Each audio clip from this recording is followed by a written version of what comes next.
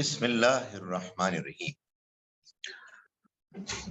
ہمارے آج کے اس لیکچر جو اس سیریز کا لیکچر نمبر 8 ہے، اس کا عنوان ہے اللہ پر ایمان کے ساتھ جینا۔ ہم نے آج صبح کے لیکچر میں اللہ پر ایمان کی بنیادیں ڈسکس کی تھیں اور یہ سمجھنے کی کوشش کی تھی کہ قرآن مجید کی روشنی میں اللہ تعالیٰ پر ایمان لانے کی بنیاد کیا ہے، آپ کہیے اس کے دلائل کیا ہے، اس کے وہ شواہد، آرگومنٹس، ایویڈنسز کیا ہیں کہ جن کو جب انسان جان لیتا ہے تو پھر مانے بغیر کوئی چارہ نہیں۔ یہ بات میں نے صبح کے لیکچر کے آغاز میں کہی تھی کہ اللہ تعالیٰ نے جب ہم سے بعض حقیقتوں کو ماننے کا تقاضا کیا تو اس نے ہمیں ان کو ماننے کی وجہ بیان کی، اور وہ اس لیے کہ قرآن بار بار یہ کہتا ہے کہ اپنی عقل کو استعمال کرو۔ یہ تو ایک بد نصیبی ہے کہ وہ قرآن کو ماننے والے لوگ کہ جو قرآن کو پڑھتے بہت ہیں لیکن سمجھتے نہیں ہیں، وہ عقل سے کام نہیں لیتے بلکہ وہ جذبات سے کام لیتے، جس کے نتیجے میں اللہ کا پیغام جو حقیقت میں کچھ اور ہے، اس کی کچھ اور ہی صورت ہے جو سامنے آ جاتی ہے، جو اصل صورت سے بالکل مختلف ہے۔ اور میرے اور آپ کے مسائل کی شاید سب سے بڑی وجہ یہی کہ ہم جس دین کو ماننے والے ہیں وہ دین ہم صحیح طرح سے سمجھ ہی نہیں پائے ہیں، اور سمجھ کیسے پائیں جب دین کی اصل کتاب یہ کہتی ہے کہ تم عقل کو استعمال کرو، اور ہم نے یہ طے کیا ہوا ہے کہ اگر کوئی چیز استعمال نہیں کرنی تو وہ عقل ہے، اس کا تو کوئی علاج نہیں۔ اب مجھے آپ کے سامنے جو بات بیان کرنی ہے کہ اگر ہم اللہ پر ایمان لاتے ہیں اور اس بنیاد پر لاتے ہیں کہ اللہ پر ایمان لائے بغیر ممکن ہی نہیں ہے کہ انسان ایک سمجھدار، سچے، حساس انسان کی حیثیت میں زندگی گزارے، تو پھر اس ایمان لانے کا نتیجہ کیا نکلتا ہے؟ آپ کو معلوم ہے کہ کچھ فلسفی لوگ بھی بعض اوقات ایمان لاتے ہیں، نہیں یہ ٹھیک نہیں ہے، اللہ کو مانتے ہیں، کچھ فلسفیانہ ماننا ہوتا ہے کہ بھائی فرسٹ کاز کوئی ہوگی تو ہی از دا فرسٹ کاز، اس کی کوئی حیثیت نہیں، doesn't mean anything, first cause ہو یا لاسٹ کاز ہو۔ اللہ تعالیٰ نے ہم کو اپنی کتاب میں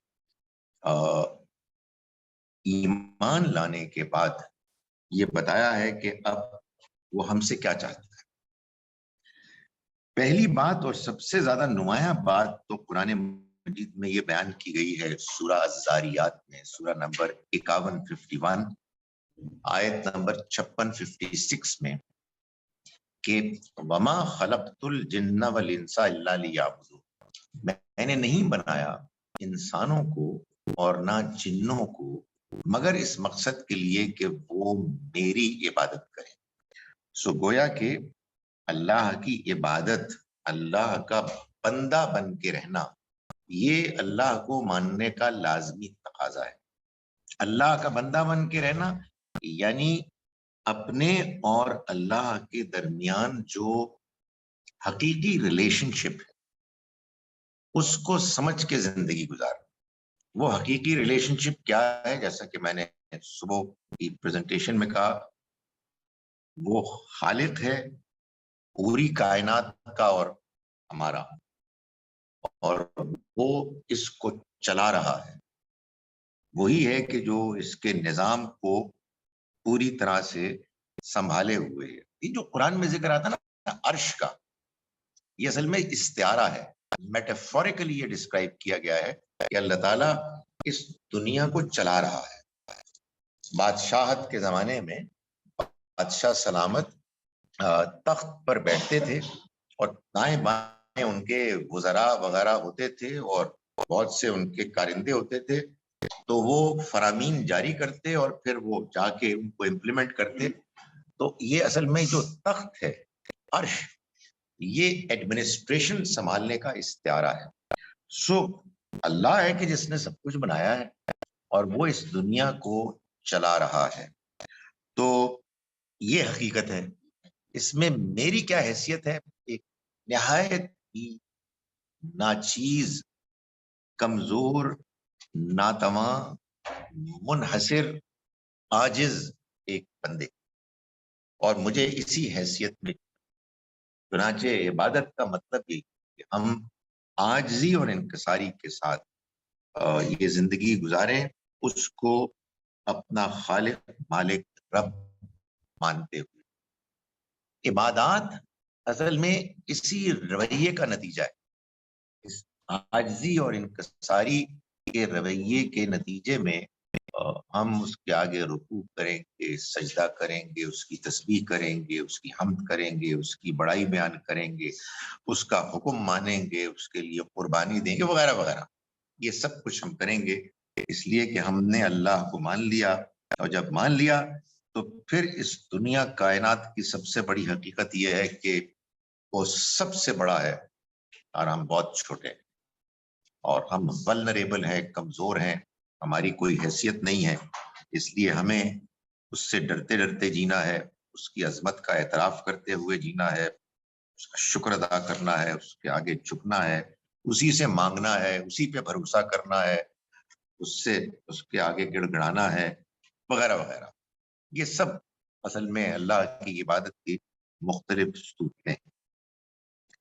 انہی میں ایک چیز، ایک پہلو، نتیجہ ہے جس کو قرآن نے بار بار بیان کیا ہے، عمل صالح، الذین آمنوا وعملوا الصالحات۔ صالح کا مطلب ہے ٹھیک، صحیح، اپروپریٹ۔ وہ سورہ یوسف میں اللہ تعالیٰ نے بیان فرمایا کہ جب یوسف علیہ السلام کے 10 بھائی جو ان سے حسد کرتے تھے، انہوں نے یہ آپس میں مشورہ کیا کہ یار یہ کیا پرابلم ہے کہ ہم 10 ہیں ایک ماں سے، یہ 2 ہیں، اور والد صاحب ان کو زیادہ توجہ دیتے ہیں اور ہمیں اگنور کرتے ہیں۔ تو انہوں نے کہا جی کہ ان کو غائب کر دیں، ان کا پتہ کاٹ دیتے ہیں، فَتَكُونُوا مِن بَعْدِهِ قَوْمًا صَالِحِينَ۔ اس کے بعد تم ہو جاؤ گے ٹھیک، تمہاری صورتحال ٹھیک ہو جائے گی۔ یعنی اس وقت تم ہونا سیکنڈ ریٹ، تو اس کے بعد تم ہی ہوگے۔ یہ صالح کا مطلب ہے ٹھیک۔ عمل صالح کا مطلب ہے وہ عمل کے جو اپروپریٹ ہے، جو بندے کا اپنے رب کو پہچاننے کے بعد ہونا چاہیے۔ یہ لفظ بتا رہا ہے کہ انسان کو پتہ ہے کہ کیا کرنا ہے، کیا صحیح کیا ہے، غلط کیا ہے، صحیح رویہ کیا ہے، اور اس میں انسان کو بس دیانتدار ہونا چاہیے۔ یعنی حقیقت واقعہ یہ ہے کہ اللہ نے ہم کو جس ڈیزائن کے ساتھ بنایا ہے، اس میں اس نے اس بات کا خیال رکھا ہے کہ جب کبھی ہم کوئی گڑبڑ کریں تو اس کے بعد اندر سے آواز آ جائے گی کہ آپ غلط کر رہے ہیں، یہ ٹھیک نہیں ہے۔ اور جب ہم کوئی اچھا کام کریں تو اندر سے آپ کو شاباش ملے گی، آپ کو اطمینان ملے گا، آپ کا حوصلہ ہوگا۔ یہ ہر انسان کے ساتھ ہے۔ عمل صالح وہ عمل ہے کہ جو وہ ٹھیک عمل ہے جس میں انسان کو اپنے ضمیر، اپنے اندر سے تائید ملتی ہے، اور معاشرہ بھی اس کو جانتا ہے۔ عام طور پر اگر معاشرہ بگڑ نہ گیا ہو تو اسی کو اصل میں معروف بھی کہتے ہیں، اور اللہ کی پیغمبر اسی عمل کو، جو عام طور پر ہم جس کو اخلاقیات سے تعبیر کرتے ہیں، اسی عمل کو پیش کرتے ہیں کہ اللہ تعالیٰ تم سے یہ چاہتا ہے کہ تم اس کو اختیار کرو۔ آپ یہ پوچھیں، اور لوگ پوچھتے ہیں کہ بھائی جب یہ انسان پہلے سے جانتا ہے کہ نیکی کیا ہے، بدی کیا ہے، اخلاق کیا ہے، مطلوب کیا ہے، تو پھر اللہ کے پیغمبروں کے آنے کی وجہ کیا ہے؟ تو اس کا جواب مختصر سا یہ ہے کہ ان کے آنے کی وجہ یہ ہے کہ انسانوں کو بتایا جائے کہ تمہارے اندر صحیح اور غلط میں فرق کرنے کی صلاحیت، انڈرسٹینڈنگ اللہ کی طرف سے. سو کیپ اٹ اپ، اس کو مضبوطی سے پکڑو. یہ کوئی حادثاتی طور پر اتفاق سے نہیں آئی. بعض اوقات بعض گروپس میں میں اپنے بچپن کی بات کر رہا ہوں، اگر نیک بچہ ہوتا تھا اس کا ریکارڈ لگتا تھا کہ وہ چونکہ نیک ہے تو بالکل بیوقوف ہے. تو اللہ تعالیٰ یہ بتاتے ہیں ایسے بیوقوف لوگوں کو کہ تم ہی صحیح ہو، یہ پاگل ہے جو تمہارا مذاق اڑا رہے ہیں. سو یہ بتانے کی ضرورت ہوتی ہے آنےسٹلی، ورنہ مطلب لوگ بھیڑیے بھی ہوتے ہیں. ایک اچھا شریف النفس انسان ہے اور اس کا ستیہ ناش کر دیا اس لیے کہ وہ شریف آدمی. سو پیغمبر آ کے بتاتے ہیں کہ شرافت، نیکی یہ پسندیدہ مطلوب چیز ہے، چاہے لوگ کچھ بھی کہیں. اسی کا ایک دوسرا پہلو یہ ہے کہ وہ یہ بتانے آتے ہیں کہ یہ ایسے ہی نہیں دے دی گئی ہے، بلکہ یہ اس لیے دی گئی ہے تاکہ اس کا نتیجہ نکلے گا. دنیا میں کوئی ضروری نہیں کہ نتیجہ نکلے، لیکن آخرت میں نکلے گا. اللہ کی اسکیم بتاتے ہیں کہ یہ تمہارے اندر جو احساس ہے کہ صحیح کیا ہے غلط کیا ہے، اس کو اختیار کر کے تم آخرت میں کامیاب ہوگے. یہی خدا تعالیٰ چاہتا ہے تم سے، اسی لیے اس نے تمہیں یہ احساس دیا. اور ایک اور چیز بھی وہ کرتے ہیں کہ اس نیکی اور بدی کی انڈرسٹینڈنگ میں جہاں کہیں کوئی کنفیوژن ہوتا ہے، سوری جملہ غلط بولا میں، جو انسان کو کنفیوژنز ہوتے ہیں ان میں سے بعض کنفیوژنز کے بارے میں، ناٹ آل، بعض کنفیوژنز کے معاملے میں خدا تعالیٰ اپنا فیصلہ سنا دیتے ہیں، جس کو آپ شریعت کہتے ہیں، جو الکتاب ہے، جو قانون ہے. جو میں گزارش کروں دین کا ایک بہت چھوٹا حصہ ہے، وہ ہماری فقہ نے اس کو پڑھا کے اتنا بڑا بنا دیا ہے کہ صرف فقہ ہی فقہ رہ گئی ہے، باقی نیک عمل غائب ہو گئے. بندہ یہی چکر میں رہتا ہے کہ نماز میں ایسے پڑھوں کیسے پڑھوں، ہاتھ اٹھتے رکھنے ہیں، تھلے رکھنے کی کرنا، سارے بیچارے لوگ کنفیوز ہو جاتے ہیں. اور نیک عمل، صحیح عمل جو انسان پیدائشی طور پر لے کر آتا ہے وہ غائب ہو جاتا ہے. عام طور پر آپ دیکھیں کہ مذہبی معاشروں میں یہی کچھ ہو رہا ہوتا ہے. جڑا قربانی کرنی دی عمر کنی ہونی چاہیے، دند نظر آنے چاہیے یار، مطلب ٹھیک ہے، concentrate on what is right and what is wrong, وہ کلیئر ہے. باقی شریعت جو ہے وہ بعض معاملات میں خدا تعالیٰ کا فیصلہ ہے اور بڑا کلیئر فیصلہ ہوتا ہے، اس لیے کہ آدمی کنفیوزڈ ہو جاتا ہے، ورنہ اور اس کنفیوژن کو دور کیا جاتا ہے. سو ہم اللہ پر ایمان لا کر زندگی کیسے گزاریں؟ اللہ کے بندے بن کر، اس کی عبادت کر کے اور نیک اعمال کر کے. عمل صالح، نیک ایک ہے عام لگ، بڑا نیک آدمی، مطلب صحیح کم عمل کرتا ہے، مطلوب عمل کرتا ہے. اللہ کو مانتے ہوئے زندگی گزارنے میں جو ایک بڑا نمایاں انسان سے رویہ مطلوب ہے وہ ہے اللہ کو یاد کرنا، ذکر اللہ، اللہ کی تسبیح کرنا. تسبیح کرنے کا مطلب ہے اللہ کو ہر عیب، ہر خامی سے پاک ماننا. چنانچہ آپ یہ دیکھیے کہ قرآن مجید میں آلموسٹ ہر جگہ، شاید ایک آدھ کوئی ایکسیپشن ہو تو ہو، جہاں کہیں بھی یہ بیان کی ہے بات شرک کرنے والوں کی کہ اللہ کی اولاد ہے، اللہ کا بیٹا ہے، تو امیجیٹلی اس کے بعد آتا ہے سبحان اللہ.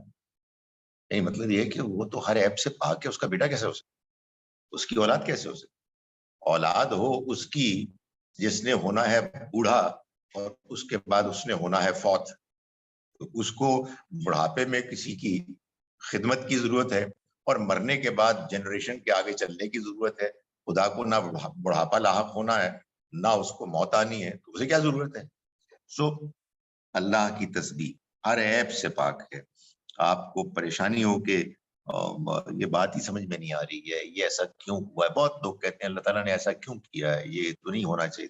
سبحان اللہ، اللہ کبھی کوئی غلط فیصلہ نہیں کرتا، اللہ کے یہاں کبھی کوئی خامی نہیں ہے، کبھی اس کے اندر کوئی کمزوری کا صدور نہیں ہوتا۔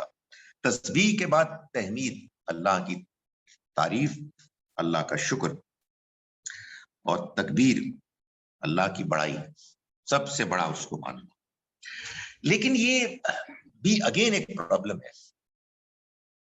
جو مذہبی معاشرے ہوتے ہیں ان میں پرابلمز ہوتی ہیں۔ یہ پرابلم ہے کہ آپ یہ دیکھیں گے کہ ایک ٹپیکل مذہبی معاشرے میں جو ہمارا بھی ہے، آپ کو بہت ملے گا سبحان اللہ، الحمدللہ، استغفر اللہ، انشاءاللہ، ماشاءاللہ، بولی جا رہے، پتہ نہیں ہے کیا کہہ رہے ہے، مطلب ظاہر ہے لوگ ایکسپیکٹ کر رہے ہیں، میں جملہ یعنی آنیسٹلی میں بتا رہا ہوں، بعض اوقات میں بولتا ہوں اور اس لیے بولتا ہوں کہ یار یہ ایکسپیکٹیشن ہے، سبحان اللہ۔ سو ذکر کا مطلب یہ ہے کہ آپ اللہ کو یاد کریں، اس کو کہتے ہیں استحضار اللہ فی القلب، اللہ کو دل میں حاضر کریں۔ جب میں کہتا ہوں کہ میں اپنے والدین کو یاد کر رہا ہوں تو اس کا مطلب یہی ہوتا ہے کہ میں امیجن کر رہا ہوں کہ میں انہیں دیکھ رہا ہوں، میں ان کی باتیں یاد کر رہا ہوں، ان کے ساتھ گزاری ہوئی زندگی کو یاد کر رہا ہوں۔ سو اللہ کو یاد کرنا یہ ہے۔ آبویسلی آپ کہیں گے کہ آپ نے اللہ میاں کے ساتھ کون سی زندگی گزاری ہے، اوکے بات صحیح ہے، لیکن اللہ تعالیٰ تو اپنی نشانیوں، اپنی نعمتوں، اپنے قدرت کے مظاہر سے ہمیں یاد آتا ہے۔ سو جب بھی ہم یہ دیکھیں کہ ہمیں اللہ کی کوئی قدرت کی نشانی نظر آئی ہے، اللہ کی کسی مہربانی نعمت کا ہمیں تجربہ ہوا ہے، اللہ کو یاد کریں اور دل میں یاد کریں۔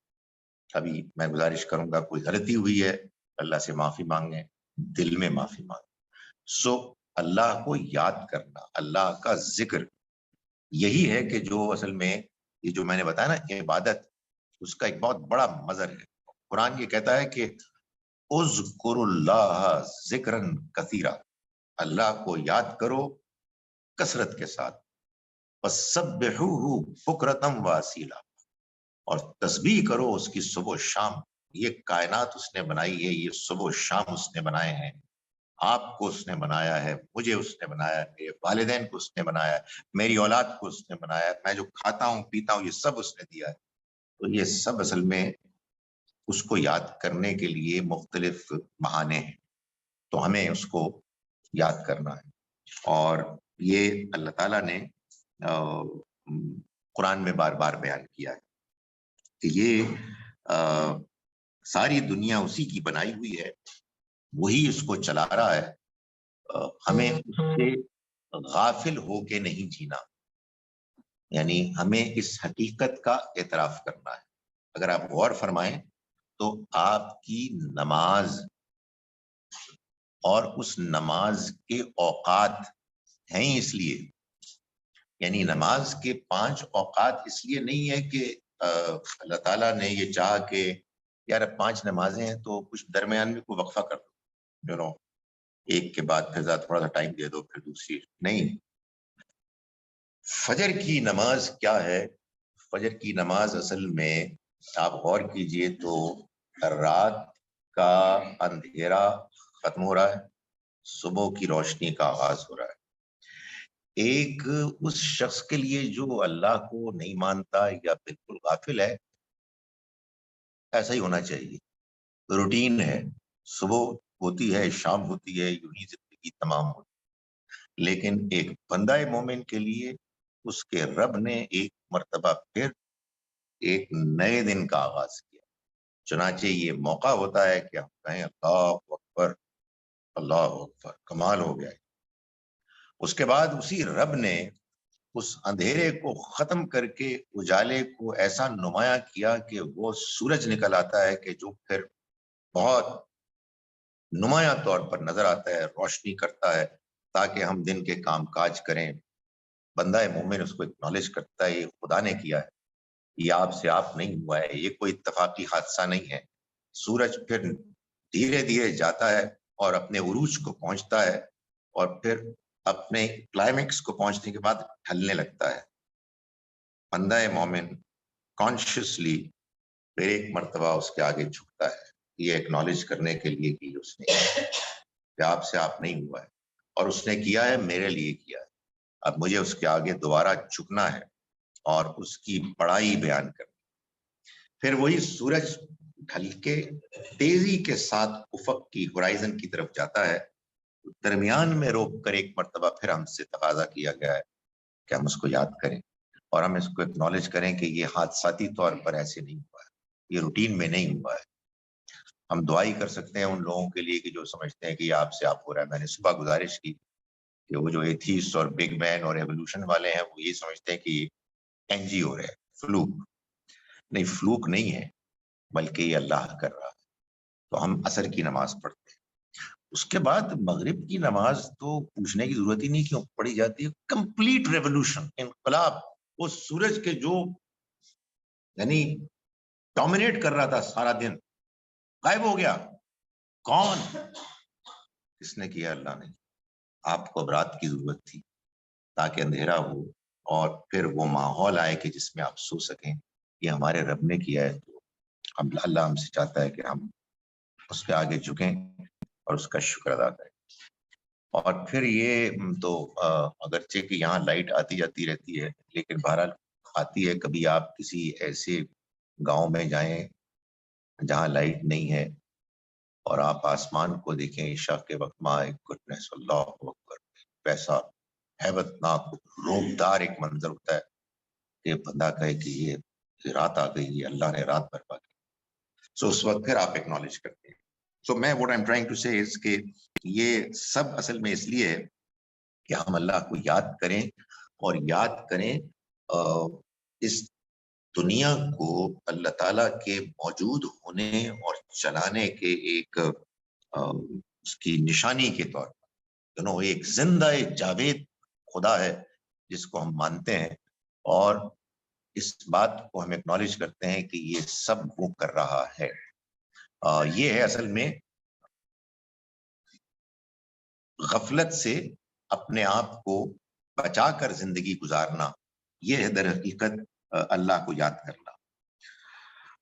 اللہ کو ماننے کے بعد زندگی گزارنے کا ایک پہلو یہ بھی ہے کہ ہم اللہ کی صفات کی روشنی میں زندگی گزاریں.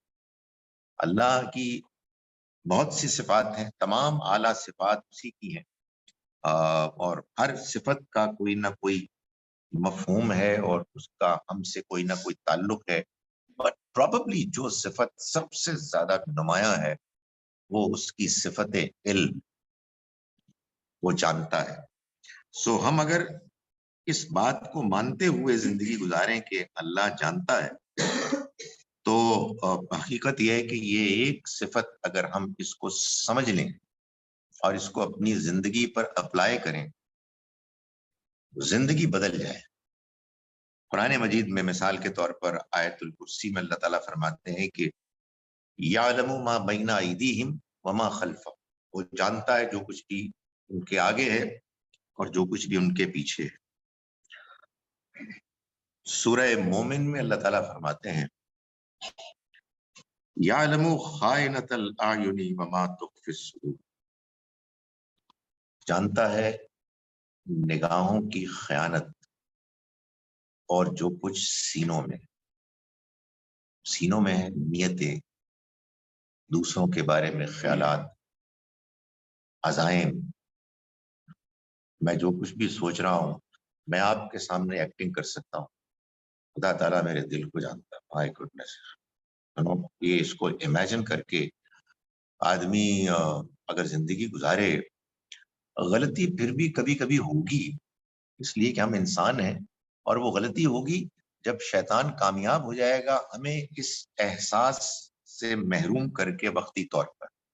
وہ جو گناہ ہوتا ہے نا، وہ اصل میں ایک جذبات ہوتے ہیں، دھواں سا ہوتا ہے، وہ تھوڑی دیر کے لیے چھا جاتا ہے، لیکن جب وہ سبسائڈ کرتا ہے تو پھر اگر ایک انسان اللہ کو مانتا ہے اور وہ جانتا ہے کہ وہ اسے دیکھ رہا ہے اور وہ اس کے دل کے حال سے بھی واقف ہے، تو بندہ بندے دا پتر بن جاتا ہے۔ آدمی کے پاس کوئی چوائس ہی، آپ کو یہ بتائیں چوائس ہی کیا ہے آپ کے پاس یار، دیکھ رہا ہے آپ۔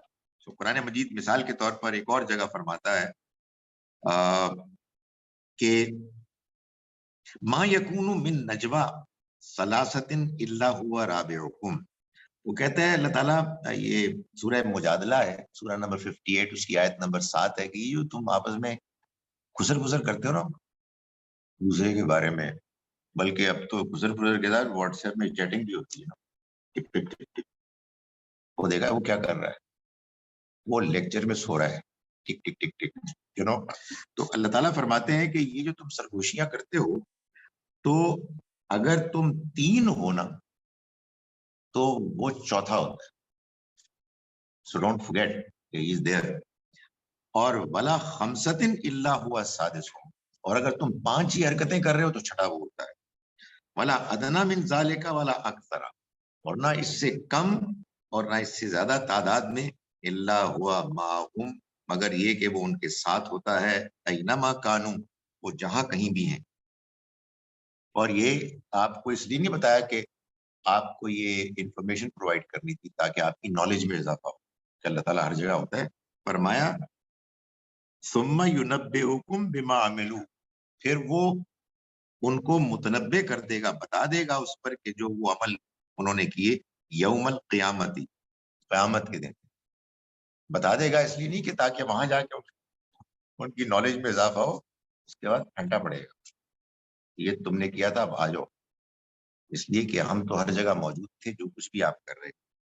فرمایا کہ ان اللہ بکل شیء علیم، اللہ ہر چیز سے واقف ہے۔ تو جو سیانے لوگ ہوتے ہیں وہ اس بات کو مانتے بھی ہیں، اور وہ اب اگلی نسلوں کو بھی اس کو منتقل کرتے ہیں۔ چنانچہ حکیم لقمان کے بارے میں قرآن مجید بتاتا ہے کہ انہوں نے اپنے بیٹے کو پرابلی جب دنیا سے رخصت ہونے والے تھے اور کچھ امپورٹنٹ نصیحتیں کر رہے تھے، تو انہوں نے یہ بھی کی کہ یا بنیا ان تکو مثقال حبۃ من خردل، میرے بیٹے اگر عمل جو ہے نا وہ رائی کے دانے کے برابر بھی، فتکن فی صخرۃ، پھر کہیں وہ کسی غار میں، چٹان میں کہیں نیچے جا کر کیا گیا، او فی السماوات، یا پھر آسمانوں میں کہیں، او فی الارض، یا زمین میں، یاتی بہ اللہ، اللہ سب کو لے آئے۔ کہیں بھی آپ نے کیا ہو، چھپ چھپا کے کیا ہو، بڑی پلاننگ کے ساتھ کیا ہو، کسی کو سمجھ میں نہیں آیا، یو نو، اپنی بکس آف اکاؤنٹس میں بھی ایسا چکر چلایا آپ نے، اپنے اکاؤنٹنٹ کو بھی آپ نے کہا کہ یہ نہیں، کوئی پتہ ہی نہیں لگے گا کسی کو، تو سب کو لے آئے گا، اس لیے کہ ان اللہ لطیف خبیر، اللہ تعالیٰ باریک بین ہے اور باخبر ہے۔ سو اس دنیا میں اللہ کو مانتے ہوئے جینے کا مطلب ہے کہ آپ اللہ کے علم کو مان رہے ہیں کہ وہ پرفیکٹ، اور اس پرفیکٹ ہونے کا اصل میں جو امپورٹنٹ ایسپیکٹ ہے وہ یہ ہے کہ وہ مجھ سے متعلق، وہ مجھے جانتا ہے کہ میں کیا کروں۔ اس کے علاوہ قرآن مجید سے معلوم ہوتا ہے کہ اللہ کو جب آپ مان کر زندگی گزارتے ہیں تو ایک بڑا امپورٹنٹ پہلو یہ ہے کہ ہم اللہ کا شکر ادا کریں، اس لیے کہ ہم جو زندگی گزار رہے ہیں اس میں ہم اتنے ضرورت مند، اتنی ہماری احتیاجات کہ اگر آپ اس کو کاؤنٹ کریں تو لا تعداد ہے، اور وہ سب پوری کر رہا ہے۔ وَآتَاكُم مِّن كُلِّ مَا سَأَلْتُمُوهُ، اس نے تمہیں دیا وہ سب کچھ کہ جو تم نے اس سے مانگا۔ یہاں مانگنے سے مراد ضروری نہیں ہے کہ دعا کی، بلکہ جو تمہارے وجود کی احتیاجات جتنی تھیں، مطلب جو ایتھیسٹ ہیں ان سے تو خیر الگ سے ملاقات ہوگی، چائے شائے پیئیں گے، پتہ نہیں وہ کیا کہہ رہے ہیں۔ ادھر صورتحال یہ ہے کہ اتنی زیادہ ضرورتیں ہیں ہماری، اور اللہ تعالیٰ فرماتے ہیں اس نے ہر چیز تمہیں پرووائڈ کر کے دی جو تمہاری زندگی کے لیے ضرورت تھی۔ نہ صرف یہ کہ ضروری تھی، بلکہ ضرورت تو یہ بھی ہو سکتی تھی کہ یار وہ کھانے کے لیے اب جسم کو چاہیے تو کوئی ٹیکا لگ جاتا، माय गुडनेस, कोई वैरायटी है, आदमी परेशान हो जाता है। खाने पीने की अशिया, जायकों में खुशबुएं, माय गुडनेस, फिर उसके अंदर फिर आप जो कुछ चक्कर चलाते हैं, मिसालें और ये, तो अल्लाह ताला ने आपको दिया वो सब कुछ जो आपने मांगा, लेकिन इंसान बड़ा नाशुक्रा है।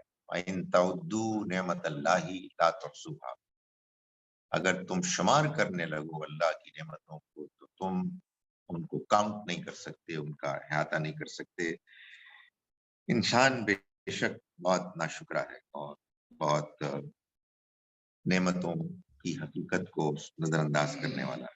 सो अल्लाह पर ईमान के साथ जिंदगी गुजारने का मतलब है अल्लाह का शुक्र अदा करना, इसलिए कि अगर आप ये मानते हैं कि ये दुनिया उसने बनाई है, आपको उसने बनाया है और चला वो रहा है, ये सब चीजें उसने आपको प्रोवाइड की, तो फिर इसके सिवा कुछ चारा ही नहीं है कि हम उसका शुक्र अदा करें। और शुक्र जो है वो जबान से होता है, लेकिन जबान, आप यकीन जाने, ये बड़ी प्रॉब्लम है हमारे यहाँ, कि वो भाई साहब जो है वो बड़ी तस्बीह करते हैं।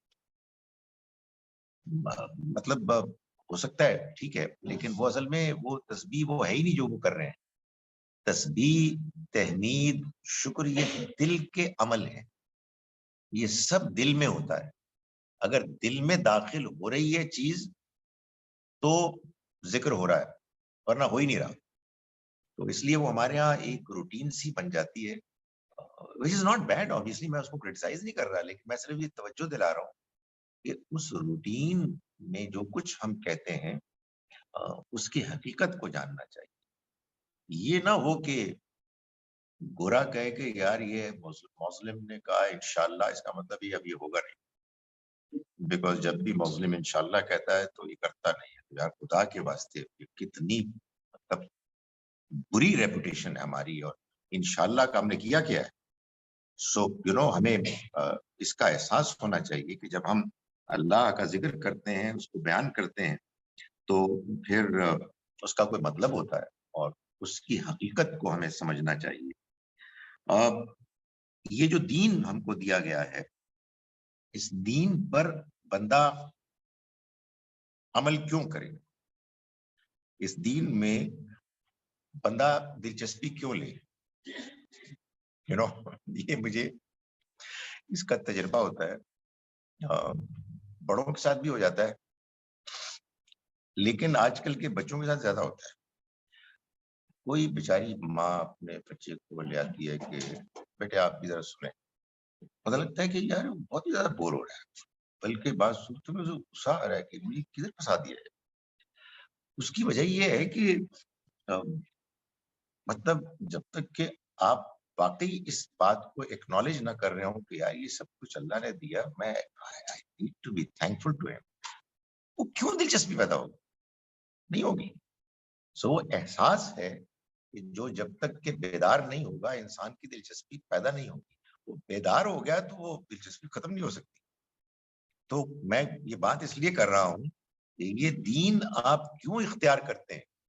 वेल, हम तो इसलिए करते हैं कि अब्बा जान का डंडा है, मौलवी साहब का डंडा है, इसलिए करते हैं।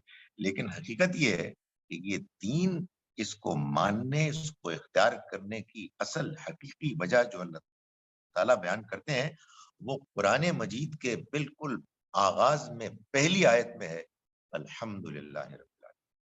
तमाम शुक्र और तमाम तारीफ उस अल्लाह के लिए है कि जो जहान वालों का पालने वाला है। सो ये एहसास कि वो पाल रहा है, यार मुझे उसका शुक्रगुजार होना चाहिए, मैं उसका मरहून मिन्नत हूँ। मतलब मुझे, मेरा वजूद नामुकम्मल है, मैं निहायत बदतमीज इंसान हूँ अगर मैं उसका शुक्र अदा ना, तो अब मुझे मालूम होना चाहिए कि वो मुझसे क्या चाहता है। तो ये दीन का यहाँ से आगाज। लोग कहते हैं यार तुम्हारा दीन डराता बहुत है, तो मालूम होता है कि डरा धमका के कोई काम किए जा रहे हैं।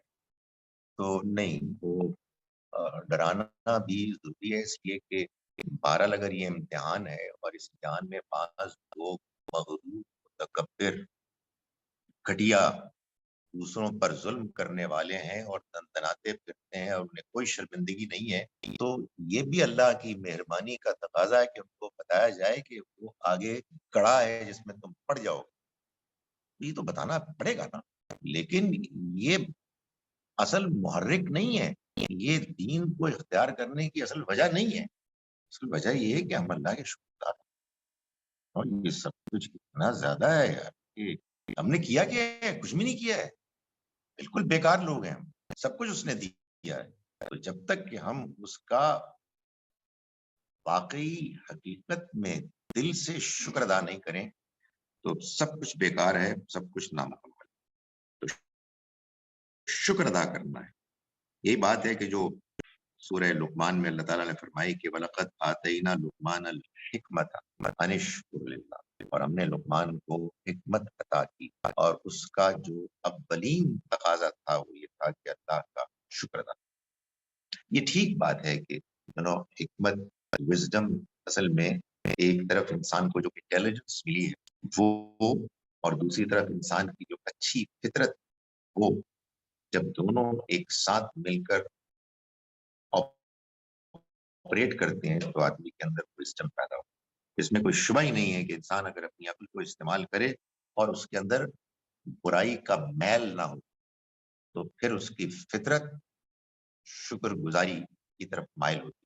سب کی شکر گزاری، والدین کی شکر گزاری جس کسی اور نے کیا ہے، لیکن سب سے بڑھ کر شکر گزاری اللہ. تو فرمایا کہ انشکر اللہ، انشکر للہ ومن یشکر فإنما یشکر لنفسہ. یہ بھی بتا دیا گیا کہ اللہ کی ضرورت نہیں ہے، جو شکر کرتا ہے وہ اپنے ہی بھلے کے لیے کرتا ہے. ومن کفر، بات آپ کو معلوم ہے کفر کا کافر، کفارہ یہ اصل میں ناشکری ہے.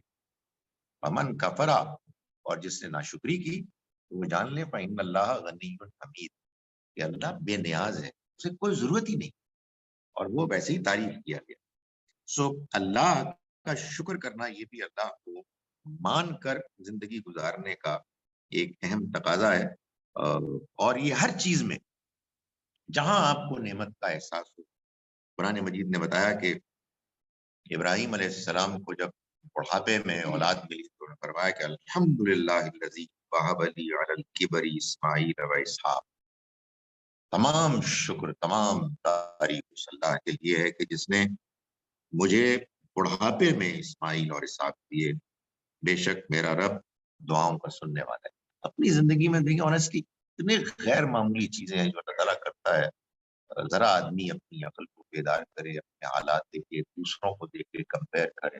مائی گڈنس، اتنا زیادہ اللہ کی مہربانیاں ہیں کہ جس پر کہ وہ ہم سے ایکسپیکٹ کرتا ہے کہ وہ شکر کرے. لوگ بات پوچھتے ہیں کہ اس کو ضرورت کیا ہے، مطلب کیا بات ہے؟ ارے بھائی اس کو ضرورت نہیں ہے، تمہیں ضرورت ہے. وہ تمہاری خاطر کہتا ہے کہ تم شکر ادا کرو، اسے واقعی کوئی ضرورت نہیں. It doesn't need any expressions of gratefulness. اس کے بعد اللہ پر ایمان لاتے ہوئے زندگی گزارنے میں جو ایک اور انسان کی سے ایکسپیکٹیشن ہے وہ یہ ہے کہ دنیا کی مشکلات کو انسان اللہ کو مانتے ہوئے جھیلے. دنیا میں جو کچھ بھی ہوتا ہے یہ ظاہر ہے کہ اللہ کا ڈیزائن. جو شخص اللہ کو مانتا ہے تو وہ پھر یہ مانے گا کہ اس میں اللہ کی کوئی حکمت ہے. ظاہر یہ بھی مانے گا اس میں کوئی میری نالائقی، میری بدتمیزی، میرا غلط کام ہے، یہ بھی ہو سکتا ہے. اور اگر وہ ہے تو اس کو وہ سوچے گا. لیکن نہیں بھی ہے تو بہرحال یہ جو کچھ ہوا ہے یہ اللہ کا فیصلہ ہے. تو اگر اللہ کا فیصلہ ہے تو اللہ تعالیٰ کوئی غلط فیصلہ کرتا ہی نہیں. اللہ حکیم ہے، دانا ہے، وائز ہے. اس نے اس دنیا کی زندگی کو ایک امتحان کی جگہ بنایا ہے. تو امتحان جو ہے وہ تو ہر طرح کا ہوتا ہے. چنانچہ آپ یہ دیکھیے کہ سورہ الانبیاء میں سورہ نمبر 21 کی آیت نمبر 35 میں اللہ تعالیٰ فرماتے ہیں کہ وَنَبْلُوكُمْ بِالشَّرِّ وَالْخَيْرِ فِتْنَةً، ہم تمہیں مبتلا کرتے ہیں برے حالات میں اور اچھے حالات میں آزمانے. بس آزمائش. سو اس آزمائش میں ہمیں اچھے حالات میں بھی پورا اترنا ہے شکر ادا کر کے اور شکر گزاری کا رویہ اختیار. اور ہمیں مشکل برے حالات میں بھی ہمیں اللہ پر ایمان رکھتے ہوئے اس کو گزارنا ہے، صبر کر کے، اور یہ جان کے کہ یہ اللہ کی طرف سے ہے، اور جب اللہ کی طرف سے ہے تو پھر اس میں یقیناً کوئی حکمت ہے۔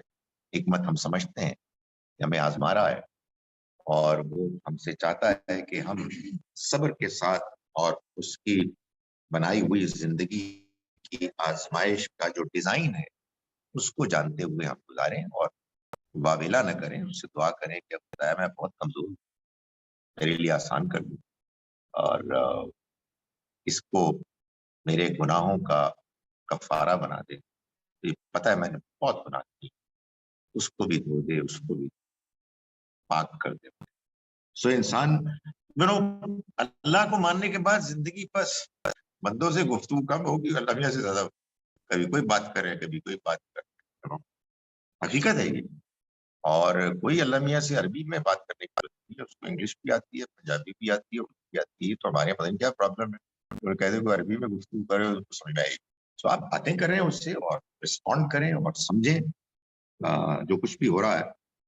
چنانچہ مثال کے طور پر سورہ فجر میں یہ فرمایا کہ عمل انسان، و انسان کا عجیب معاملہ ہے، اذا مبتلاہ ربہ، جب آزماتا ہے اس کو اس کا رب، فاکرمہ ونعمہ، اور اس کو عزت دیتا ہے اور نعمتوں سے نوازتا ہے، فیقول ربی اکرمن، کہتا ہے کہ میرے رب نے بڑی عزت، بڑی مہربانی، اللہ تعالیٰ کا بڑا بڑا شکر کہتے ہیں لوگ، اور اچھا لگتا ہے اگر وہ دل سے کہہ رہے ہوں اللہ جی بڑی اس ذات کو بڑی کیوں، مگر وہ اما اذا مبتلا، جب وہ اس کو آزماتا ہے، قدرہ علیہ رزقہ، اور اس کے رزق میں کچھ تنگی کرتا ہے، فیقول ربی اہانن، تو کہتا ہے ذلیل کر دیا میرے رب نے، ہی کیتا ہے کیا بدتمیزی ہے۔ حالانکہ کلا ہرگز نہیں، نہ وہ عزت ہے نہ یہ ذلت ہے، وہ بھی آزمائش ہے یہ بھی آزمائش ہے، لیکن انسان عجیب آدمی ہے، عجیب پانگڑو ہے، پتہ نہیں لگتا، اسے سمجھ نہیں آتی کہ یہ سارے کا سارا امتحان ہے، وہ بھی امتحان ہے یہ بھی امتحان ہے۔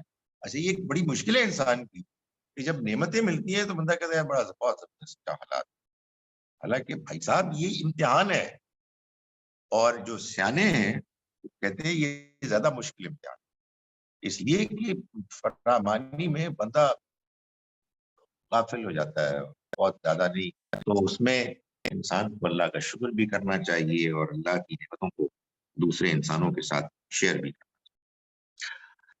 یہ دنیا کی زندگی ہم گزارتے ہیں اللہ کو مانتے ہوئے، یہاں یہ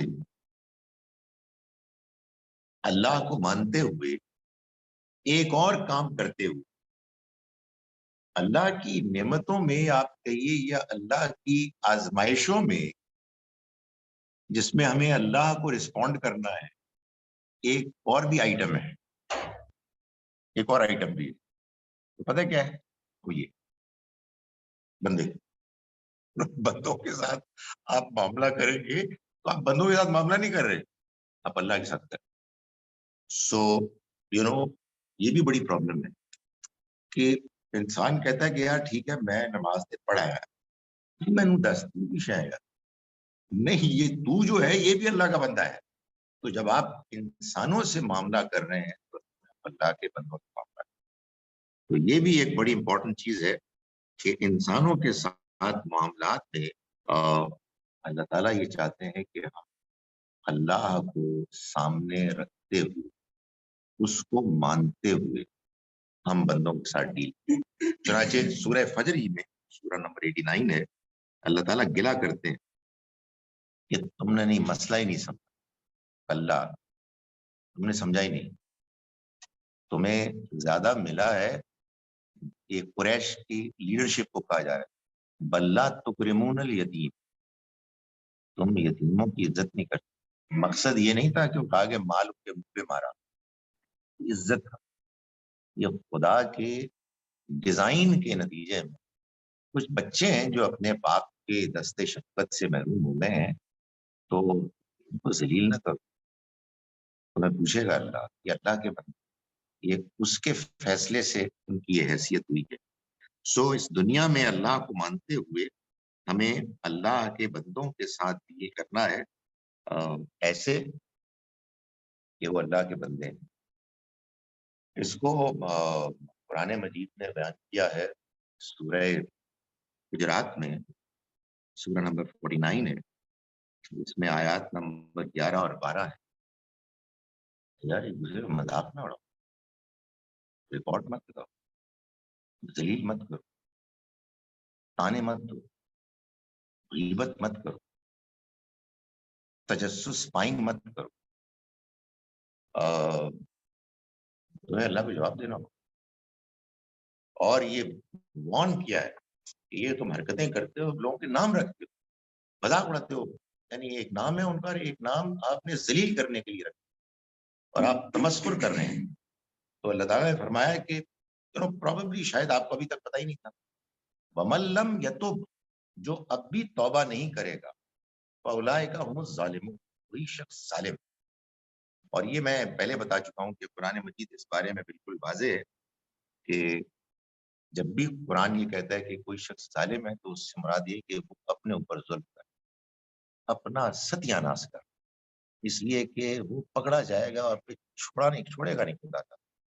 اس لیے کہ یہ آپ کو کس نے حق دیا ہے کہ آپ دوسروں کو ذلیل کریں. سو یہ دنیا جو ہے یہ اللہ کی بنائی، اس میں اللہ کی نعمتیں ہیں، اور ان نعمتوں میں ایک نعمت کیا آپ کہیے ایک اس کا بڑا ہی کرشمہ انسان ہے.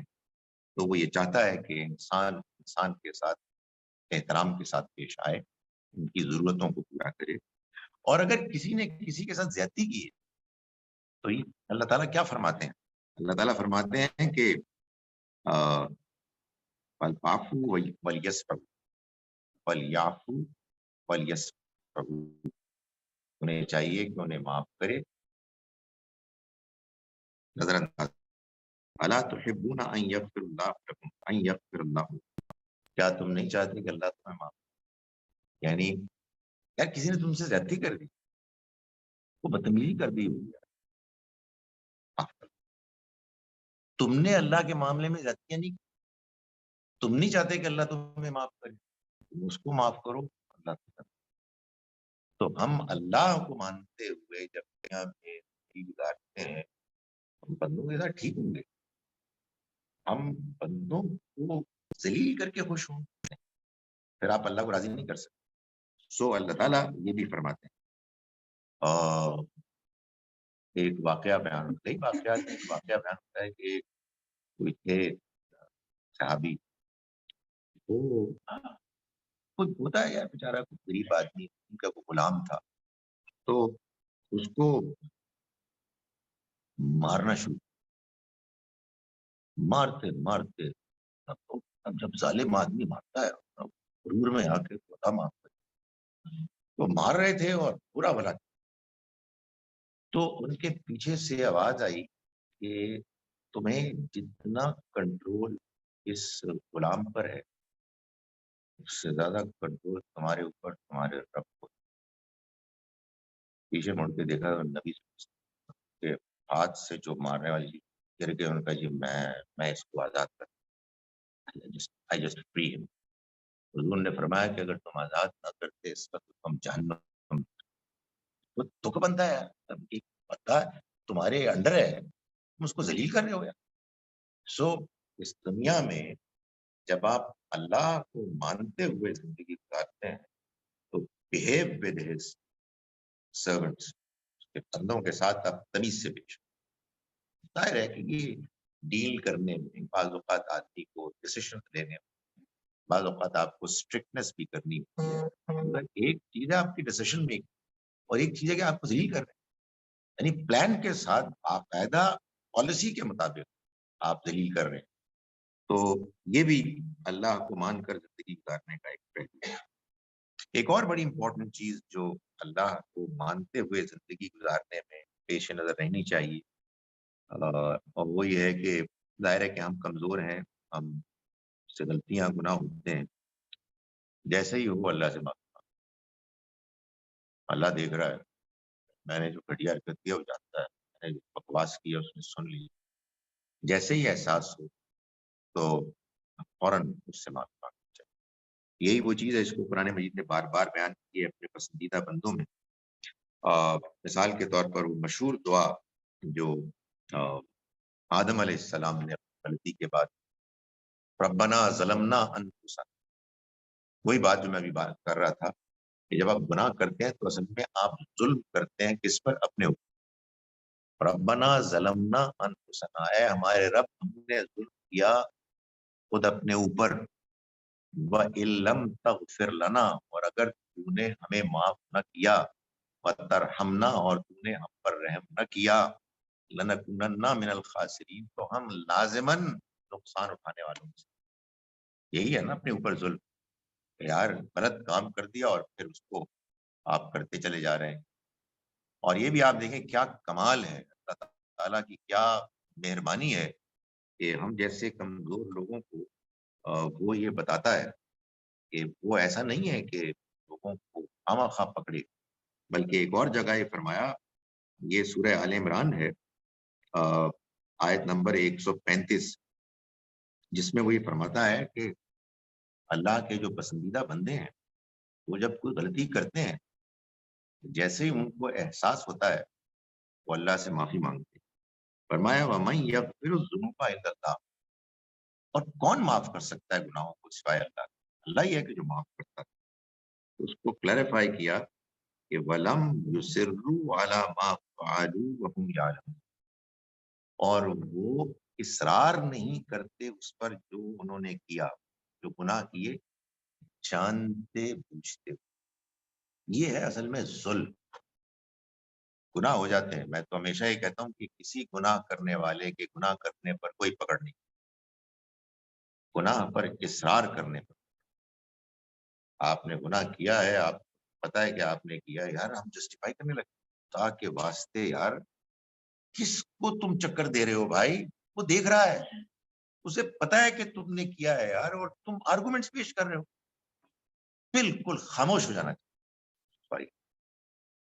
کئی بکواس نہیں کرنی چاہیے، کبھی نہیں کرنی چاہیے، لیکن انسان اپنے اوپر ضرور کرتا ہے۔ آپ اللہ کو مانتے ہیں تو آپ کر ہی نہیں سکتے، آپ کی زبان بند ہو جانی چاہیے۔ نہیں یار پتہ ہے یار سوری بس، اور کچھ بھی نہیں۔ ڈر لگتا ہے جو بہت سارا باتیں کرتے یار تو کیا کر رہا ہے یار، آنےسٹ ٹو گاڈ خوف آتا ہے یار، اس کو پتا ہے کس نے غلط کام کیا، یہ پھر بکواس کر رہا ہے، پھر بول رہا ہے یار مجھے کوئی حق حاصل نہیں کسی پہ شبہ کر، I can't blame anybody because I don't know any thing.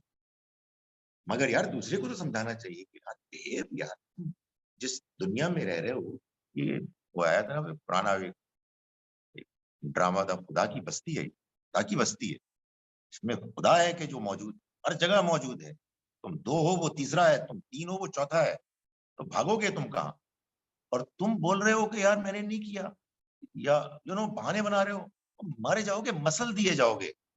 اپنے اوپر رحم کرو۔ قرآن یہ کہہ رہا ہے کہ اس دنیا کو اگر آپ اللہ کو مانتے ہوئے گزار رہے ہیں تو پھر آپ کو گناہ پر اصرار نہیں کرنا چاہیے۔ اللہ کو مانتے ہوئے جب آپ زندگی گزارتے ہیں تو ایک اور بڑی حسین چیز ہے کہ جو انسان کی زندگی میں آتی ہے، اور وہ دعا اللہ سے مانگو، اس لیے دینے والا صرف آپ مانگیں گے وہ دے گا، اور مانگنے میں اللہ تعالیٰ نے خود دعائیں ہمیں سکھائی۔ قرآن مجید میں بہت سی دعائیں ہیں، لیکن اس میں کوئی شبہ نہیں ہے کہ نبی اکرم صلی اللہ علیہ وسلم کی جو دعائیں نقل، یعنی وہ حدیث میں سب سے زیادہ زبردست شاہکار تھی۔ ایک تو خیر اس کی وجہ یہ ہے کہ دعا یاد ہو جاتی ہے، جب کوئی چیز یاد ہو جائے پھر اس کے غلط ہونے کا امکان کم ہوتا ہے۔ اور دوسرا یہ ہے کہ الفاظ بتا رہے ہوتے ہیں پیغمبر کی ہوئی دعا ہے۔ دعائیں بہت ساری ہیں اور کچھ یاد ہو جانی چاہیے، دعاؤں کتابیں بھی ہیں، پڑھنا چاہیے ان کو۔ صبح و شام کی کرنے والی دعائیں، اللہ آئینی، اے اللہ تو میری مدد کر، اعلیٰ ذکر کا، کہ میں تیرا ذکر کروں، وشکر کا، اور تیرا شکر کر، وحسن عبادت، اور تیری اچھی عبادت کر، عبادت بہترین طریقے سے۔ اللہم جعلنی صبورا، اے اللہ تو مجھے بہت صبر کرنے والا، وجعلنی شکورا، اور مجھے تو بہت شکر کرنے والا، وجعلنی فی عینی صغیرا، مجھے اپنی نگاہوں میں چھوٹا کر، وفی اعین الناس کبیر، اور لوگوں کی نگاہوں میں بڑا کر۔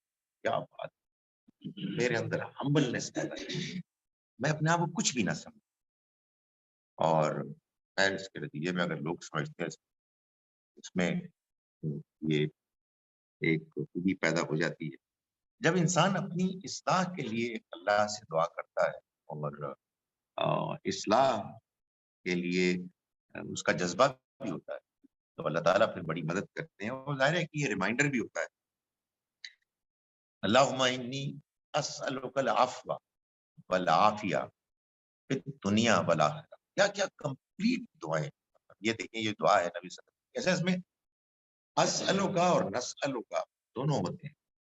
آئینی میری مدد فرما، آئینہ ہماری مدد فرما، اسألک میں سوال کرتا ہوں، نسألک ہم سوال کرتے ہیں، اسألک العفو میں سوال کرتا ہوں معافی کا، والعافیہ اور عافیت، پیس، سیکیورٹی، مصائب سے آزادی، پھر دنیا والآخرہ، دنیا میں بھی اور آخرت میں۔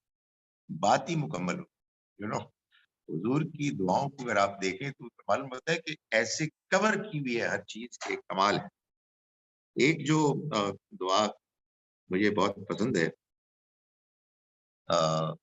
وہ ہے اللہم اعنی، اے اللہ تو میری مدد کر، ولا تعن علیہ، اور کسی کی مدد میرے خلاف نہ، ونصرنی، اور میری نصرت کر، ولا تنصر علیہ، اور کسی کی میرے مقابلے میں نصرت نہ کر، وم کرلی، اور میرے لیے پلاننگ کر، ولا تمکر علیہ، اور میرے خلاف پلاننگ نہ کر، واہدنی، اور تو ہدایت دے مجھ کو، ویسر الہدی لی، اور آسان کر دے ہدایت کو میرے لیے، منصرنی، اور تو مدد کر میری، علی من بغا علیہ، اس کے خلاف کے جو میرے سے زیادتی کرے، میرے خلاف سرکش ہو جائے۔ ربی تقبل توبتی، اے میرے رب تو میری توبہ کو قبول فرما لے، وغسل حوبتی، اور میرے گناہوں کو دھو دے۔ اور وہ لمبی ہے، معلوم ہوتا ہے کہ نبی صلی اللہ علیہ وسلم دعا کر رہے ہیں اور جو مانگنے کی چیزیں ہیں اس کی انتہا ہو گئی ہے۔ یہ میرے جیسے لوگوں کو کہ جن کو کہ بات کرنی ہوتی ہے لوگوں کے سامنے اور نروس ٹائپ ہوتے ہیں، اس میں بڑی زوردار ہے وہ موسیٰ علیہ السلام کی دعا پہ معلوم ہوتا ہے کہ قرآن مجید سے کہ بہت بہت بڑے آدمی تھے موسیٰ علیہ السلام، لیکن شروع میں وہ بھی نروس تھے۔ انہوں نے کہا یہ اللہ تو مجھے بھیج رہا ہے اس بندے کے پاس جو بہت ہی خوفناک آدمی ہے، رب اشرح لی صدری، میرے سینے کو کھول دے، میرے اندر کانفیڈنس پیدا کر، میسر لی امری، میرے کام کو آسان کر، واحلل عقدۃ من لسانی، میری زبان میں جو ذرا رکاوٹ ہے اس کو دور کر، میں فلوئنٹ ہوں، یفقہوا قولی، تاکہ وہ میری بات کو سمجھ سکے۔ اسی طرح سے ظاہر ہے یہ دعا تو کرنی ہی چاہیے والدین کے لیے، رب ارحمہما، اے اللہ تو ان دونوں پر رحم فرما، کما ربیانی صغیرہ، جیسا کہ انہوں نے مجھے پالا جب میں چھوٹا تھا۔ دعائیں بہت ہیں، بہت۔ میں آخر میں ایک اور دعا جو میں بہت ریکمینڈ کرتا ہوں، بچے کے بعد جو بہت زیادہ خوش نہیں ہوتے، بعض ذرا سمجھدار انٹلیکچوئل، مگر اس کی وجہ ہے کہ اس کے بارے میں غلط فہمیاں بہت پیدا کرتی ہیں، اور وہ ہے دعائے استخارہ۔ آپ کنفیوزڈ ہیں، آپ کے پاس ایک سے زیادہ پاسبلٹیز ہیں، تو آپ کیا کریں؟ آپ ایکسپلور کریں، آپ انویسٹیگیٹ کریں، آپ غور کریں، لوگوں سے پوچھیں، لیکن ساتھ ہی استخارے کی دعا بھی کریں. تو ناٹ آلویز، لیکن بہت ایسا ہوتا ہے کہ آپ کی اسی انویسٹیگیشن میں لگتا ہے کہ مسئلہ حل ہو گیا، ایک آپشن بالکل واضح ہو گئی، دوسری آپشن کا پٹھا بیٹھ ختم ہو گیا اور آپ کلیئر ہو. اللہم انی استغفرک کا خدا، میں تجھ سے خیر مانگتا ہوں بے علم کا، تیرے علم کی بنیاد پر، واستقدرک کا، اور تیری قدرت کا سوال کرتا ہوں، جو قدرت دکھا تیری قدرت کے حوالے. واسألک من فضلک العظیم، اور میں سوال کرتا ہوں تیرے عظیم فضل میں سے. فإنک تقدر، اس لیے کہ تو قدرت رکھتا ہے، ولا اقدر، اور میں کوئی قدرت نہیں رکھتا. وتعلم، اور تو جانتا ہے، ولا عالم، اور میں کچھ نہیں جانتا. انک انت علام الغیوب، یقیناً تو غیب کی باتوں کا اتفاق. اللہم ان کنت تعلم، اے اللہ اگر تیرے علم، ھذا الامر، یہ کام، یہ جو میں سوچ رہا ہوں، یہ آپشن، خیر لی، میرے لیے بہتر ہے، فی دینی، میرے دین کے لیے، و معاشی، اور میری دنیا کے لیے، وعاقبت امری، اور میرے معاملات کے انجام کے پہلو سے، فقدر ہوئی، تو میرے لیے اس کو ممکن کر، میسر ہوئی، اور اس کو آسان کر، اور بارک لی، پھر میرے لیے اس کو بابرکت کر. وَإِن كُنتَ تعلم، اور اگر تو جانتا ہے، تیرے علم میں، انا ھذا الامر، کہ یہ معاملہ، شر لی، میرے لیے برا ہے، فی دینی، میرے دین، و معاشی، اور میری دنیا، واقبت امری، اور میرے معاملات کے انجام کے لحاظ سے، فصرف انی، اسے دور کر دے مجھ سے، فصرفنی عنہ، اور مجھے دور کر دے اس سے. تو مجعل لی الخیر، اور پھر میرے لیے طے کر دے خیر، ایسو کانا، وہ جہاں کہیں بھی ہو، مر رضنی بھی، پھر مجھے اس سے راضی کر دے. واو، یا آپ اللہ سے دعا کرتے ہیں وہ شام، تو یہ کیسے ہو سکتا ہے کہ اللہ نے یہ نام بتایا؟ کہ آپ کے لیے کیا ٹھیک ہے کیا غلط؟ اقول قولی ھذا واستغفر.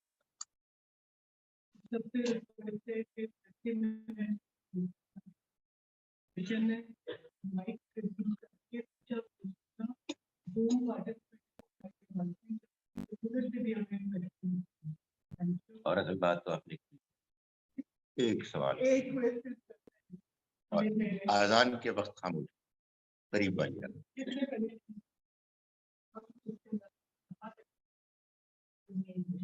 اللہ کا شکر ہے جی، اللہ کا شکر ہے.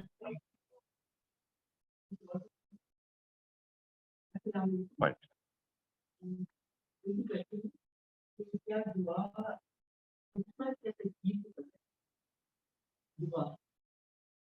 دیکھیں، بات یہ ہے کہ یہ جو سوال ہے، اس سے یہ معلوم ہوتا ہے کہ آپ کو معلوم ہے کہ قسمت کیا ہے، مجھے تو نہیں معلوم.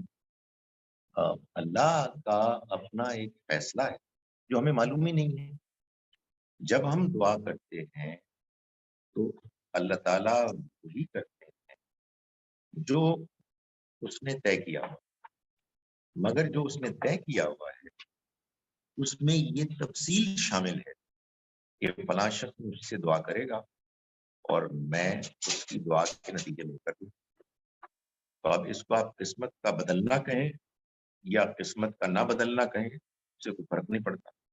خدا فیصلہ کرتا ہے، وہ اپنے فیصلوں کو پہلے سے جانتا ہے، اور اس کے بہت سے فیصلے وہ ہوتے ہیں جن میں وہ کسی دعا کے نتیجے میں وہ فیصلہ کرتا ہے، اور ظاہر ہے وہ نہیں بدل سکتا.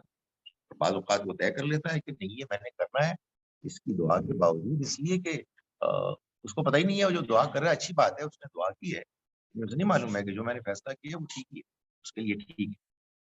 جی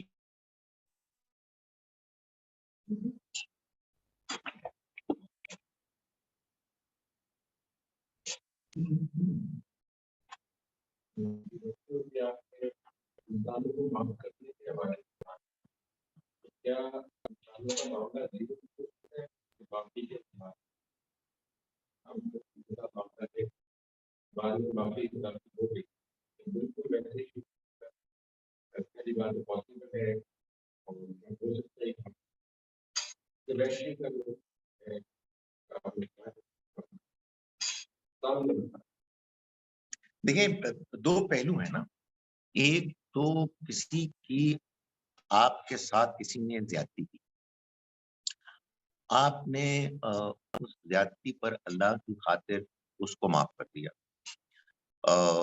ظاہر اس کا مطلب یہی ہے کہ جتنا آپ کر سکتے ہیں، جتنا آپ کو اپنے اوپر قابو حاصل ہے، جتنا آپ اپنے آپ کو آمادہ کر سکتے، تو یہ آپ کے لیے اللہ کے ہاں آپ کے گناہوں کی مغفرت کا ذریعہ. اور رہی یہ بات کہ یہ ٹھیک ہے، بعض دراڑیں ایسی ہوتی ہیں جو کم تو ہو سکتی، نہیں ہوتی ختم. آپ پالے نا، کوئی دشمنی پالے نا، کوئی گرج بڑھائے نا، اور جسٹ فوگیٹ، جیسے بعض لوگ کہتے ہیں جی کہ میں معاف تو کر سکتا ہوں لیکن میں بھول نہیں سکتا. اوکے، مجھے کوئی اعتراض نہیں، یہ ہو سکتا ہے، ایسا ہوتا ہے، لیکن جان بوجھ کر یاد نہ رکھیں.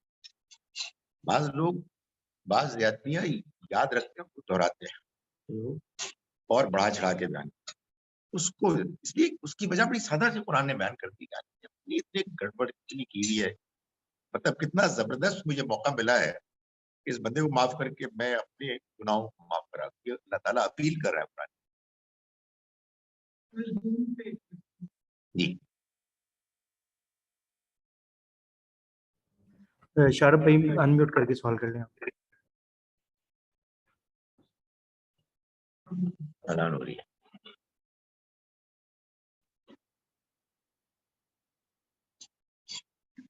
یہ ڈائریکشن ونڈ کی وجہ سے اذان کی آواز ہی نہیں آتی.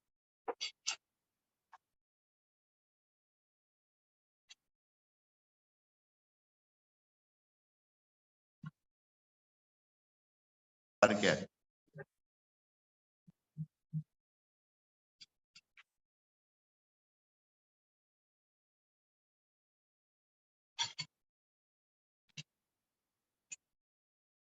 آواز نہیں آ رہی جی.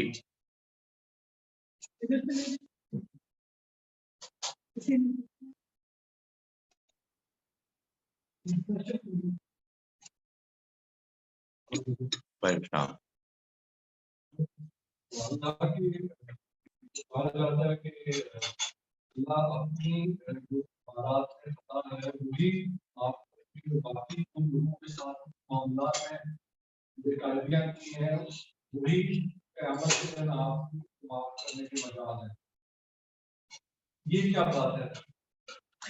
اصل میں یہ یوں ہے کہ جو گناہ بھی انسان کرتا ہے، بڑا چھوٹے گناہوں کے بارے میں تو اس نے کہا ہے کہ آپ اچھے کام کرتے ہیں، نماز پڑھتے ہیں، روزہ رکھتے ہیں، وضو کرتے ہیں، ان سے دھل جاتے ہیں. بڑے گناہوں کے لیے توبہ ضروری ہے. وہ گناہ چاہے شرک ہو، چوری ہو، کوئی اور کسی کے ساتھ زیادتی ہو، توبہ ضروری ہے. اللہ کے معاملے میں کیے ہوئے گناہ جیسے شرک ہے، اس میں تو اگر سنسیئرلی توبہ کر لی تو اللہ تعالیٰ معاف کر دے. بندوں کے معاملے میں اگر زیادتی کی گئی ہے تو اللہ سے توبہ کرنی بھی ضروری ہے، اور جس کے ساتھ زیادتی کی گئی ہے اس سے معافی مانگ کر اس کی تلافی کر کے اس کی تسلی کرنے. تو یہ فرق ہے، اور یہ فرق انڈرسٹینڈیبل ہے. ظاہر ہے کہ آپ نے یہ دیکھنا ہے کہ دوسرے شخص کے ساتھ جو زیادتی ہوئی ہے اس کو کمپنسیٹ کرنا ہے. ایک شخص ہے کہ جس نے دوسرے کی گاڑی چوری کر لی ہے، اور اس کے چوری کرنے کے بعد وہ اس کو مزے سے ڈرائیو کر رہا ہے اور ساتھ کہہ رہا ہے استغفر اللہ، استغفر اللہ، استغفر اللہ، استغفر اللہ. یہ تو کچھ نہیں ہے جب تک کہ وہ گاڑی واپس نہیں رکھے گا اور اس کو کہے گا کہ معاف کر دے اور یہ कंपनसेशन है और कहेगा ओके तब माफ, ये फर्क।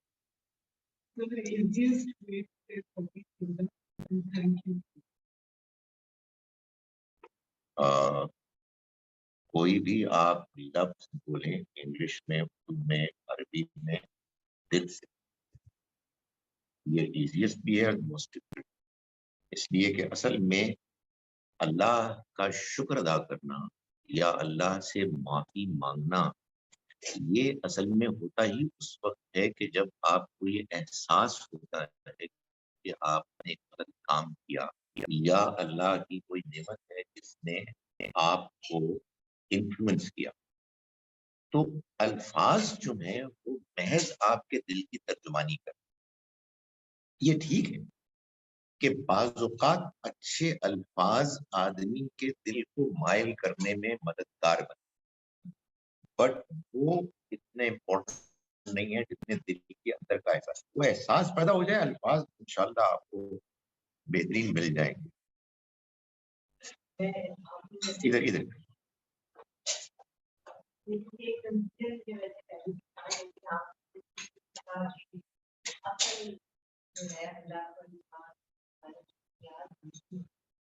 लेकिन बहुत अकलमंद लोग बड़े के लेवल पे बड़ा दुनिया में लेकिन जब खुदा की तरफ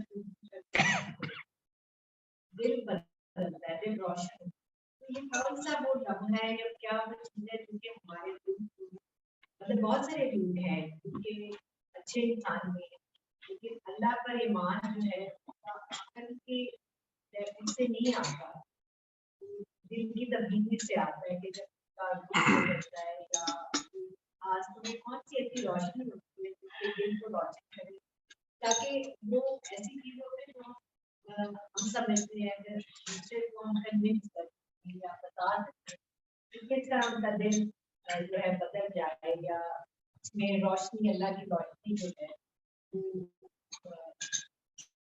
पैदा हो। ये मैंने सुबह के लेक्चर में बात बयान की थी कि अल्लाह पर ईमान की 3 बुनियादें हैं जो बयान की गई। पहली ये कि असल में अल्लाह का शऊर, अल्लाह की मौजूदगी का एहसास हम इस दुनिया में पैदाइशी तौर पर किया, ये अल्लाह ताला बता रहे। दुनिया की गफलत गालिब आ जाती, तो इंसान को जब अल्लाह का सही तारुफ हो जाता है तो उसके अंदर का अल्लाह के साथ पहले से रूहानी तजर्बा वो नुमायां हो जाता है और वो जज्बाती हो जाता है।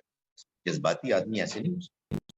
सेकेंडली, कुरान मजीद से ये मालूम होता है कि अल्लाह ताला के साथ इंटरेक्शन यानी डायरेक्ट इंटरेक्शन, उसकी तफसीलात मैं नहीं बता सकता, वो आदम और हव्वा अलैहिस्सलाम को हुई और उन्होंने फिर ज़ाहिर अपने बच्चों को, उनके बच्चों ने उनके बच्चों को बताया और वो सारी दुनिया में फैल गई। चुनांचे आज तक हर सोसाइटी में अल्लाह के लिए नाम है, उसको पुकारा जाता है, अगर वो बिगड़।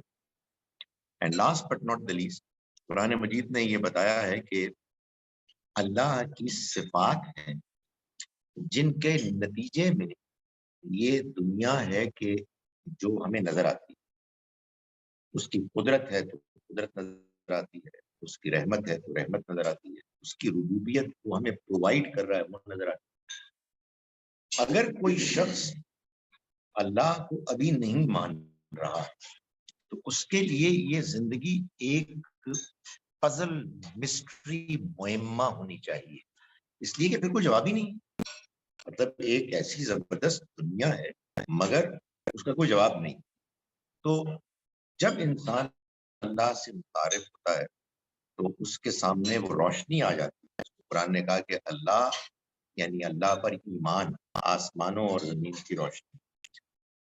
मुझे मालूम है कि मैंने अभी तक आपके सवाल का जवाब नहीं, ये मैंने सुबह का लेक्चर दोहराया उन बहुत से कर्म फरमाओं के लिए जो सुबह नहीं आए थे और जो मुझे घूम के देख रहे हैं।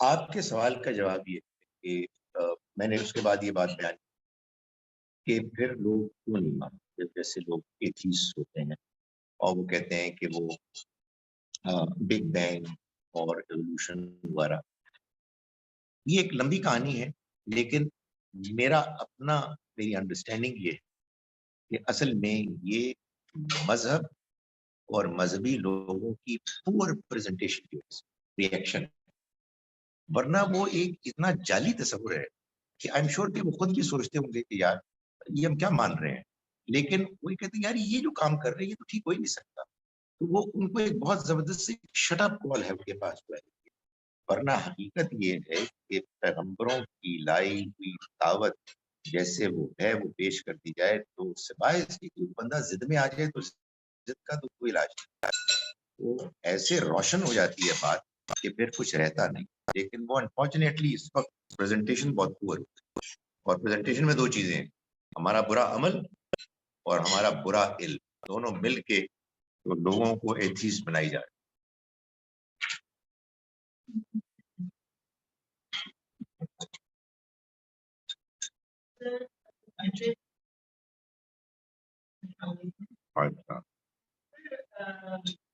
You might find this different, but like, is it better to be a humble sinner than to be an arrogant person? دیکھیں جو ہمبل سنر ہے نا، اگر وہ ہمبل ہے تو وہ جان بوجھ کے نہیں کرے، یعنی اگر وہ یہ کہہ رہا ہے کہ میں ہمبل سنر ہوں تو اپنے آپ کو دھوکا دے رہا ہے، اس لیے کہ وہ جان بوجھ کے کر، جان بوجھ کر انسان جب گناہ کرتا ہے اس کے پاس کوئی جسم، یہ ضرور ہے کہ بندہ ہو سکتا ہے کہ میں کمزور انسان کمزور ہوتا ہے، اس کو میں اس لیے سنر نہیں کہہ سکتا کہ وہ اسٹرگل کر رہا ہے اپنے آپ کو ٹھیک کرنے۔ بعض اوقات اس طرح کے جملے ہوتے ہیں کہ میں ہمبل سنر ہوں، اصل میں وہ سن میں ایک لذت ہے، وہ اس کو ایک اچھی جسٹیفیکیشن مل جاتی ہے، کیے بھی چلے جاؤ اور ضمیر کو بھی ذرا سمجھا دو کہ یار ٹھیک ہی۔ سو آپ کو ایروگنٹ تو آدمی بالکل ہی فارغ آدمی، وہ چاہے کتنا ہی بظاہر نیک کیوں نہ ہو، اس کی تو بات الگ ہے، اس کو تو کمپیئر ہی نہ کرے، اور یہ کمپیریزن بہت آدمی کو خراب کرتا ہے۔ Don't compare yourself with anybody else کہ یار میں اس سے تو اچھا ہوں، میں نے پتا یار، مطلب آپ اپنی بارے میں سوچیں۔ تو گناہ کا اعتراف ہوتا ہے، اور جب اعتراف ہوتا ہے تو پھر اصلاح کی کوشش ہوتی ہے، اللہ سے معافی ہوتی ہے، اللہ سے آپ معافی مانگیں گے، انشاءاللہ وہ آپ کو معافی کرے گا، اور آپ معافی میں اس کی توفیق مانگیں کہ آپ کو وہ آئندہ کرنے سے روکے۔ وہ معافی ہے ہی نہیں جس میں آپ یہ کہہ رہے ہیں کہ اللہ میاں معافی کہ میں پھر جا رہا ہوں گوئنگ the same place، نہیں وہ معافی نہیں، وہ صرف اپنے آپ کو ایک چکر دینا۔ تو جو ہمبل ہے وہ معافی مانگے گا اور کوشش کرے گا، پھر ہو سکتا ہے غلطی کرے پھر معافی مانگے۔ جی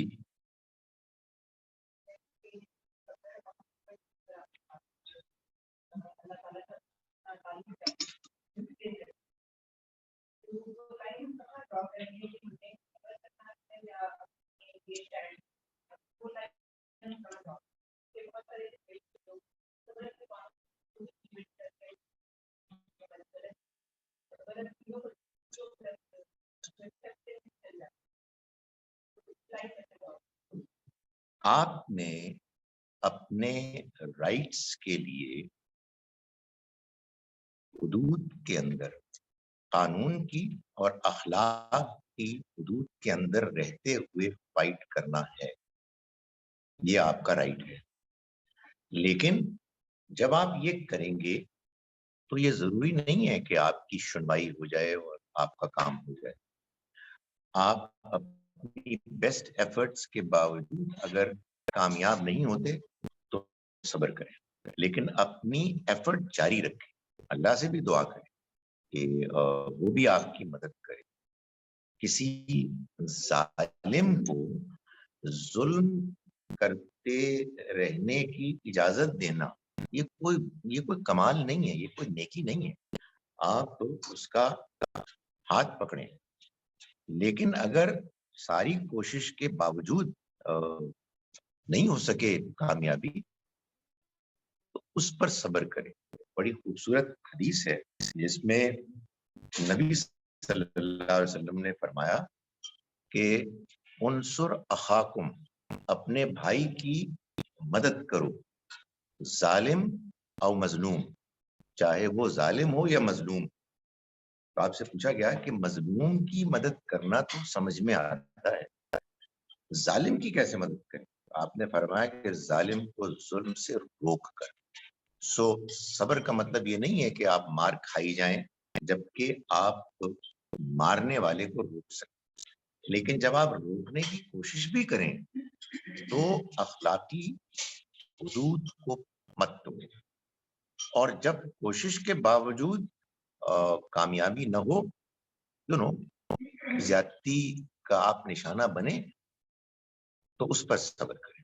اپنی ایفرٹ کو پوری طرح سے بروئے کار لانے کے بعد جو کچھ ہے اس کو جھیلیں، نہ کہ سرنڈر کر کے، حالانکہ آپ کچھ کر سکتے تھے، اور اپنے آپ کو خراب ہونے دیں.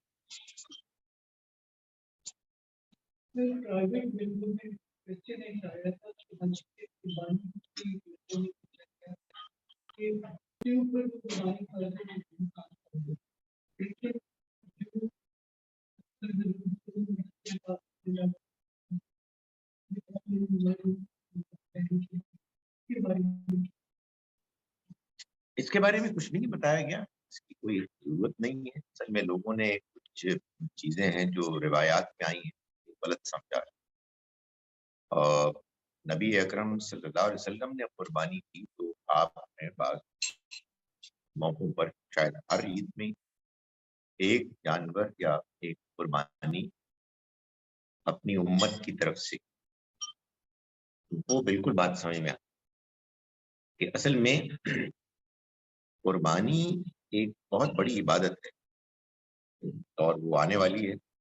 مگر میں جیسے ابھی میں نے روزے کے بارے میں کہا تو مجھے پریشانی ہوتی ہے کہ روزہ ہم رکھتے ہیں اور اللہ تعالیٰ کہتا ہے کہ یہ تقوی کے لیے، مگر تقوی پیدا نہیں ہوتا. اس کے لیے ہمیں آپس میں بھی بات کرنی چاہیے، خود بھی سوچنا چاہیے. بالکل اسی طرح سے قربانی کی اسپرٹ ہے کہ ہمارے اندر قربانی کا جذبہ پیدا ہوتا ہے. اپنی قربانی، بری خواہشات کی قربانی، لوگوں کی خاطر قربانی، اعلیٰ مقصد کو حاصل کرنے کے لیے قربانی. یہ اصل مقصد ہے. تو یہ مقصد صرف ان لوگوں ہی کے لیے تو نہیں ہے کہ جو کھاتے پیتے ہیں اور قربانی جانور کی کر سکتے ہیں. تو نبی صلی اللہ علیہ وسلم نے سب کو شامل کر، اور یہ ہمیں بھی کرنا چاہیے. اوروں کو کہیں کہ یار یہ تمہاری طرف سے لیٹس آل پارٹیسپیٹ. اصل چیز گوشت ہے ہی نہیں. لن ینال اللہ لحومها ولا دماؤها، اللہ کو نہ اس کا گوشت پہنچتا ہے نہ خون پہنچتا ہے. جانور کا سائز جو ہے بہت زیادہ انٹرسٹڈ نہیں ہے. حالانکہ ینالہ التقوی من، بلکہ اس کو تمہارے اندر کا تقوی پہنچتا ہے. تو یہ تو سب کے لیے، اس لیے وہ آپ نے کیا تو ہمارے لوگوں نے اس کو پھر سمجھا کہ ہم بھی کریں گے، آپ کے لیے کریں گے، آپ نے ہمارے لیے کیا ہم آپ کے لیے کریں گے. نہیں، وہ آپ قرآن تو قرآن بتا رہا ہے کہ کوئی کسی کے لیے نہیں کر سکتا، یعنی ہر آدمی اپنے لیے عمل کرتا ہے. نبی صلی اللہ علیہ وسلم نے امت کی خاطر کے لیے کیا. وہ بڑی اچھی بات ہے کہ ہم اس کو امیجن کریں کہ وہ ہماری طرف سے ہے، تاکہ ہمارے اندر بھی وہ جذبہ پیدا ہو. تو مثال کے طور پر آج اگر ہماری طرف سے کوئی بڑا لیڈر کوئی اسٹیٹ کر دے اور یہ کہیے کہ یہ تمام ان لوگوں کے لیے ہے کہ جو قربانی نہیں دے سکتے، تو ایسا ہونا چاہیے. کیونکہ قربانی نماز روزے کی طرح ہر انسان کی ضرورت ہے. اور کیا خبر کہ ایک بندہ خرید کے لایا ہے، وہ تو اس کے سائز ہی کے چکر میں پھنسا ہوا ہو.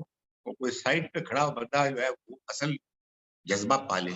وہ جذبہ ہے کہ جو پیدا ہونا ہے. الحمدللہ. چلیے نماز پڑھتے ہیں. سوالات ختم ہو گئے.